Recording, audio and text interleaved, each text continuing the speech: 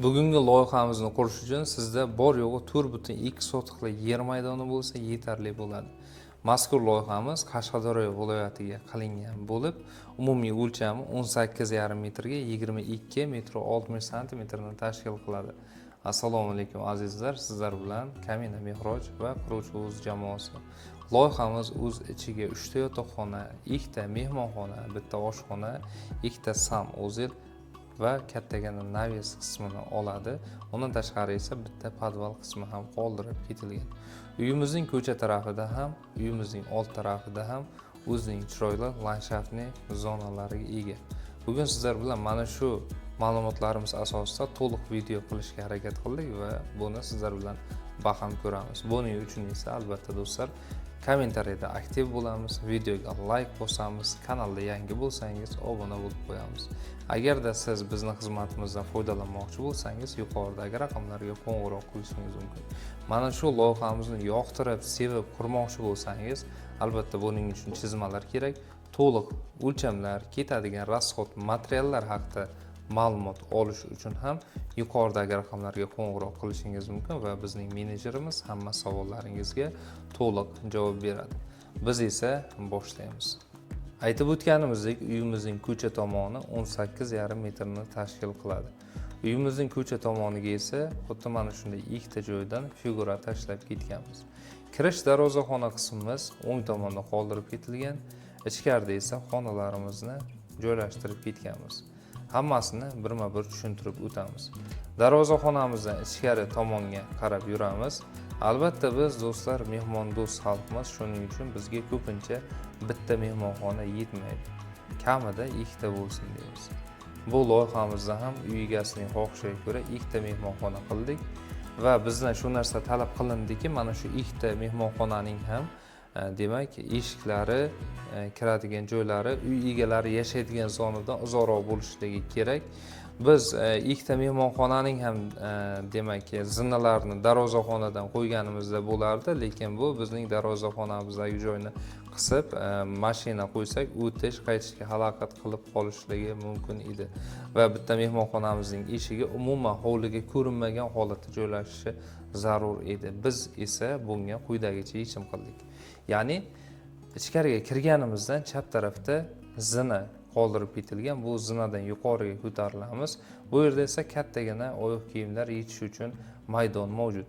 Mana shu yo'lagimiz qorong'u bo'lib qolmasligi uchun va fasadimiz yarimta bo'lib qolmasligi uchun bu yerga bitta alohida kattagina derazani qo'yib ketganmiz. O'ng tomonda esa mehmonxonamizning o'zi qoldirib ketilgan.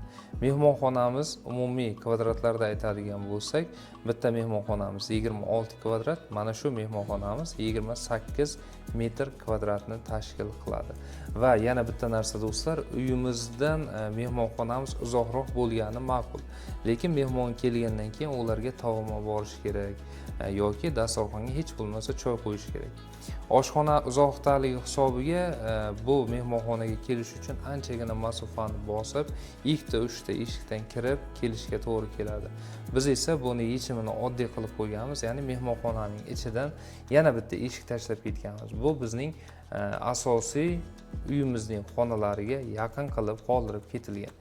Ya'ni ko'rib turganlaringizdek mehmonxonamizning to'rida yana bitta eshik mavjud. Bu yerga esa holimizdan chiqiladi. Buni esa video davomida yana bir bor tushuntirib o'tamiz. Mehmonxonamizni ko'rinishi xuddi mana shunday umumiy tuzilishga ega do'stlar.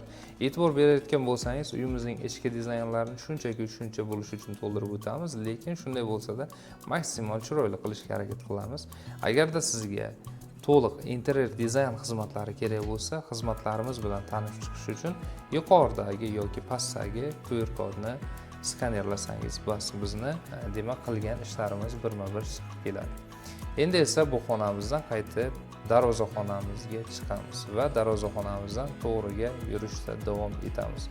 To'g'rida ham yana bitta zina qoldirib ketilgan, ya'ni uyimizga kirish uchun to'g'ridagi xonamiz bizning yana bitta mehmonxonamiz hisoblanadi. Mehmonxonamizning derazalari uyimizning hovli tarafiga qaratib o'tilgan va xuddi mana shunday umumiy kenglikka ega. Bu mehmonxonamiz kvadratlarda aytadigan bo'lsak, umumiy 26 metr kvadratni tashkil qiladi do'stlar. Endi esa bu mehmonxonamizdan ham qaytib tashqariga chiqamiz. Uyimizning oldida esa o'ziga yarasha landshaftni zonasi qoldirib ketilgan. Uy egasining holatida yer maydoni bundan ham kattaroq bo'lganligi sababli uyimizning to'g'risini devor bilan tortib qo'ydik.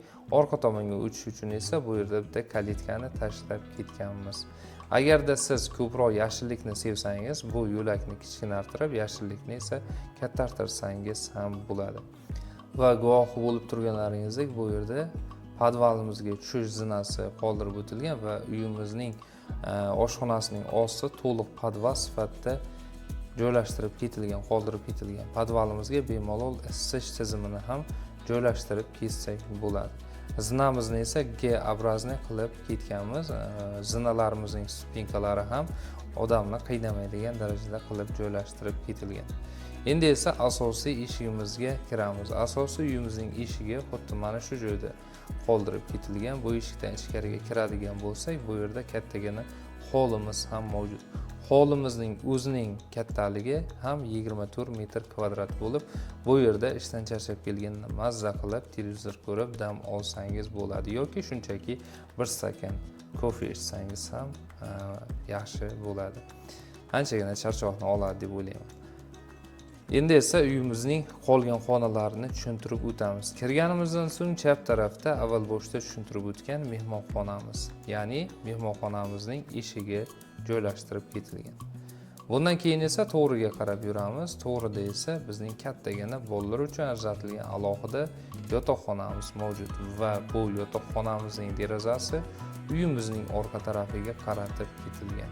Yotoqxonamiz xuddi mana shunday umumiy ko'rinishga va tuzilishga ega do'stlar. Bu xonamizdan qaytib chiqamiz va o'ngga qarab yurishimizni davom etamiz. Koridorimizning o'ng burchagida esa umumiy yotoqxonamiz qoldirilgan bo'lib, bu yotoqxonamizning derazasi uyimizning orqa tarafiga qaratib o'tilgan do'stlar.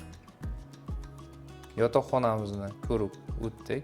Bu yotoqxonamizdan qaytib chiqamiz va mana shu joyda, ya'ni chap tarafda bizning umumiy sanuzelimiz uchun ajratilgan xonamiz mavjud.